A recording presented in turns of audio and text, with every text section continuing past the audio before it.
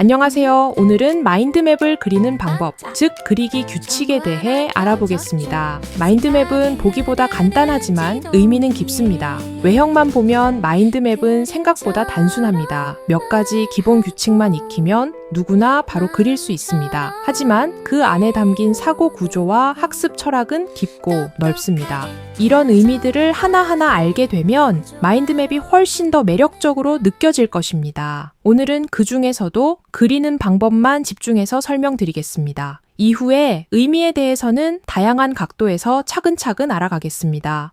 우선 준비물부터 이야기해 보겠습니다. 줄이 없는 백지, 컬러펜, 색연필, 두뇌, 상상력이 필요합니다. 준비가 됐으면 이제 시작해 볼까요?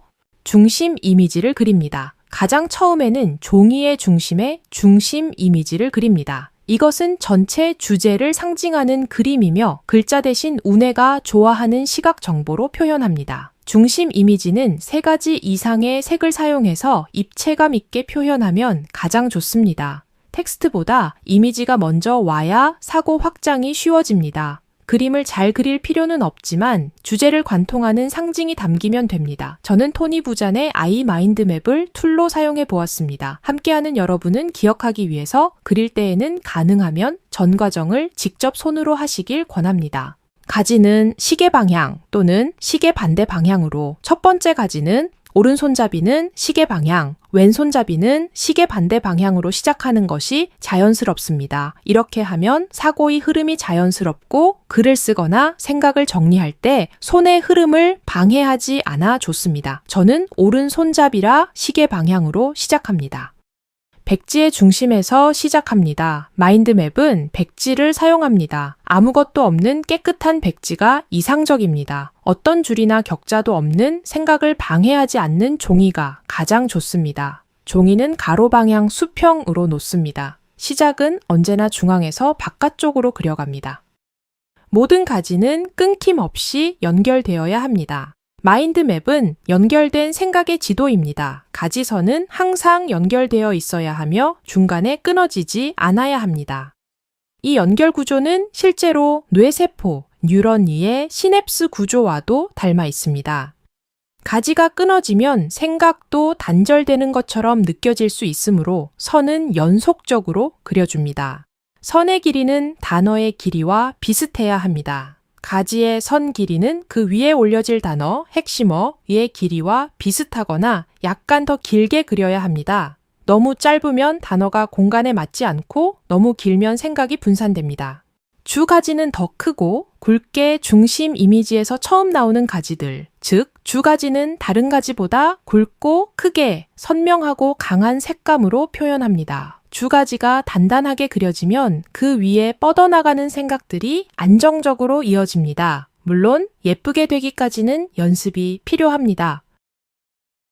단어는 핵심어 하나씩만, 가지 위에는 문장이 아닌 단어 하나만 올려야 합니다. 그리고 그것은 반드시 핵심어여야 합니다.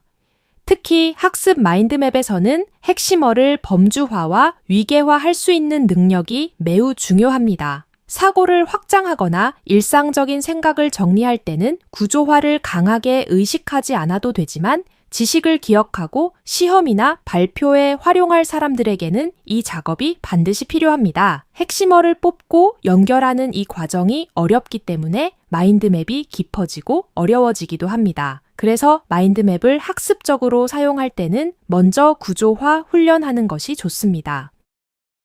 이미지는 주제를 관통하고 많을수록 좋고 입체적이면 뇌가 더 좋아합니다. 색은 다양하게 주가지마다 다르게 사용합니다. 두뇌를 균형 있게 자극합니다. 마인드맵은 양뇌의 사용 능력, 즉 좌뇌와 우뇌를 함께 쓰는 사고 훈련 도구입니다. 정보를 구조화하고 핵심어를 추출하는 과정은 좌뇌를, 색과 이미지, 기호, 위치, 장소, 감각 등은 우뇌를 자극합니다. 그 중에서도 색의 활용은 마인드맵의 핵심 특징 중 하나입니다.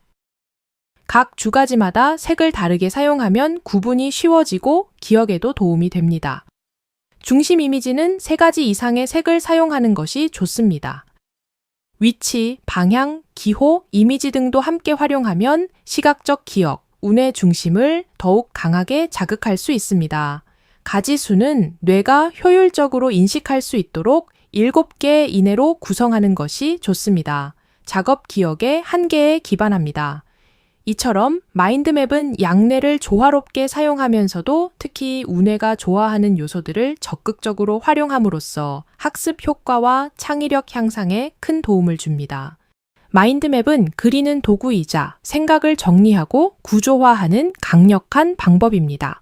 오늘은 형식에 해당하는 규칙만 다루었지만 이 규칙 안에는 뇌의 작동 방식, 정보 처리 구조, 사고 확장의 철학이 담겨 있습니다. 이후 수업에서는 마인드맵에 대한 이야기를 조금씩 알아가도록 하겠습니다. 오늘은 여기까지. 이제 여러분도 중심에서 가지를 뻗어나가며 생각의 나무를 한 그루씩 키워보세요. 똑똑하게 다정하게 나의